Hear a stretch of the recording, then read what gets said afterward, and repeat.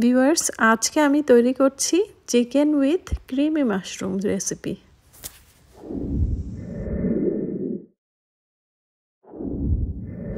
আসসালামু আলাইকুম সবাইকে। আমি আফরিন ইসলাম রোম ইটালি থেকে চলে আসলাম নতুন একটি কুকিং ব্লগ নিয়ে। আজকে আমি চিকেনের 3টা লেগ পিস নিয়েছি, রানের আর থান একসাথে। তো এটা থেকে আমি অ্যাট ফার্স্টে ম্যারিনেট করে রাখবো। এর জন্য সামান্য পরিমাণে একটু লবণ, ধনিয়া আর জিরার গুঁড়া দিয়েছি, আদা বাটা, রসুন বাটা। তার সাথে সাথে এই ছেঁচনির মধ্যে আমি একটু রসুন আর কাঁচা মরিচ আর ধনিয়া পাতা একটু ছেঁচে তারপরে দিছি। তার সাথে সাথে আমি একটু কাসুন্দি ইউজ করতেছি। এরপরে একটু কেচাপ দিয়ে নিচ্ছি, আর তার সাথে সাথে আমি দিয়ে নিচ্ছি একটু সয়া সস। এরপরে একটু চাট মশলাও দিয়ে নিলাম। আর এখন আমি একটু টক দই নিয়ে নিচ্ছি, তারপরে এটাকে খুব সুন্দর মতো মাখিয়ে নিচ্ছি। ভিউয়ার্স, আমি চিকেনটাকে একটু কেচে কেচে দিয়েছিলাম, এতে করে মশলাটা ভেতরে ভালোভাবে যাবে, এই কারণে। তো এটাকে আমি 2-3 ঘন্টা ম্যারিনেট করে সুন্দর করে মাখিয়ে ঢেকে রেখে দিয়েছিলাম। 2-3 ঘন্টা হয়ে গেছে আলহামদুলিল্লাহ।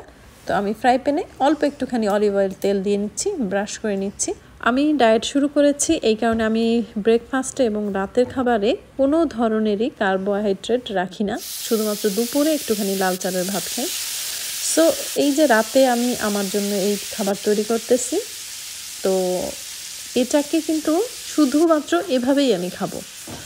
আর আয়শার পাপা এটাকে সে বলেছে যে পিৎজা নিয়ে আসবে রেস্টুরেন্ট থেকে আসার সময়, সে পিৎজা দিয়ে এটা খাবে, খুবই মজার। এটা চাইলে আপনারা পোলাও ভাতের সাথে খেতে পারেন, অথবা পিৎজা অর্থাৎ যেটা ফোকাসা হোয়াইট পিৎজা সেটা দিয়ে খেতে পারেন, অথবা বাসায় রুটি অথবা তান্দুরি অথবা পরোটা দিয়ে খেতে পারেন। অনেক অনেক মজার একটা রেসিপি।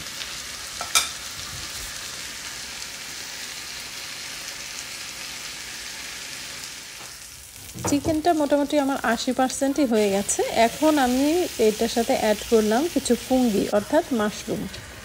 তারপরে মাশরুম দেওয়ার পরে আমি আরও কিছুক্ষণ কষাবো। কষানোর পরে এখন অ্যাট লাস্টে আমার মাশরুমও সিদ্ধ হয়ে গেছে, প্রায় এখন বাকি আছে 10% রেডি হতে। তো এই লাস্টে আমি দিয়ে দিচ্ছি পান্না, অর্থাৎ ইটালিতে বলে পান্না আর বাংলাদেশে বলে হ্যাভি ক্রিম। তো এই হ্যাভি ক্রিমটা একটুখানি দিয়ে দিলাম, যদিও এটা জাস্ট অপশনাল, আমি খুব বেশি দেইনি। এটার সাথে যদি আপনি আরও বেশি বেশি করে দিতেন তাহলে কিন্তু এটা স্বাদটা বেশি হয়। যেহেতু আমি ডায়েট করি, এই কারণে আমি খুব সামান্য পরিমাণে ইউজ করেছি। তো করার পরে এটাকে আরও 10-15 মিনিট সিদ্ধ করলাম। করার পরে এখন একটু ধনিয়া পাতা দিয়ে ডেকোরেশন করে নিচ্ছি। খুবই মজাদার একটা চিকেন রেসিপি। ভিউয়ার্স, এই যে হয়ে গেল আমার ক্রিমি চিকেন উইথ মাশরুম, খুবই মজার।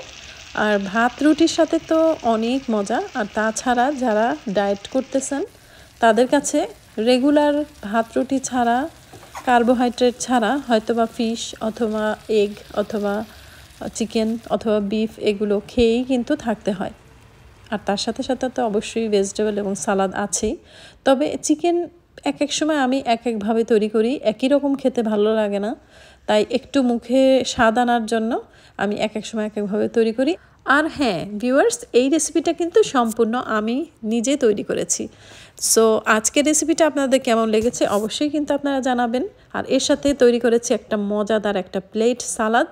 সো আজকের মতো বিদায় নিচ্ছি, সবাই ভালো থাকবেন, আল্লাহ হাফেজ।